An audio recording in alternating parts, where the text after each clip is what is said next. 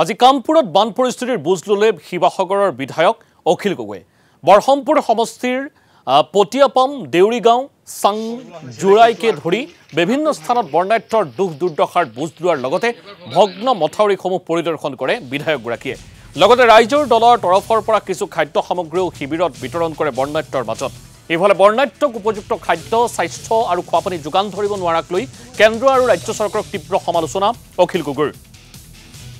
কপিলী নৈৰ মথাউৰি স্থায়ীভাৱে নিৰ্মাণ কৰিব নোৱাৰা কাৰ্যকো ধিক্কাৰ দিয়ে বিধায়কগৰাকী বানৰ সময়ত বিদেশত পুত্ৰৰ উপনয়ন আয়োজন কৰা বিধায়ক গোস্বামীৰ বিৰুদ্ধেও সৰব হয় বিধায়ক অখিল গগৈ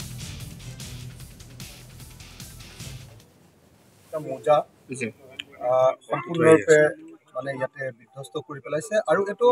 কামপুৰৰ এইটো বানপানী আচলতে একেবাৰে নিত্য নৈমিত্তিক বানপানীৰ নিচিনা হ'ল যেতিয়াৰ পৰা কাৰ্বিলাংকীৰ প্ৰকল্পটো হ'ল যেতিয়াৰ পৰা সৰু সৰু টয় ডেম কেইটামান হ'ল সেই টয় ডেম কেইটা হোৱাৰ পাছতে দেখা গৈছে যে সদায় ৰহা ৰাজহ চক্ৰটো ডুবি যায় কামপুৰ ৰাজহ চক্ৰটো ডুবি যায় দবকা ৰাজহ চক্ৰটো ডুবি যায় আৰু এবাৰো সেই একেই পৰিস্থিতি কিন্তু আটাইতকৈ দুৰ্ভাগ্যজনক কথাটো হ'ল যে কেম্পলৈ যেতিয়া আহিলোঁ এই কেম্পটোকে আপোনালোকে নিজে চাওক এইটো বাৰু আচলতে এখন চৰকাৰৰ অধীনত থাকিবলগীয়া এটা কেম্প হৈছে জানো ন্যূনতম যিখিনি সা সুবিধা প্ৰদান কৰিব লাগে আজি 6 নম্বৰ দিন বুলি তেখেতসকলে কৈছে যোৱা 6টা দিন থকাৰ পাছত তেখেতসকলক 3 কিলোগ্ৰামকৈ চাউল এতিয়ালৈকে দিয়া হৈছে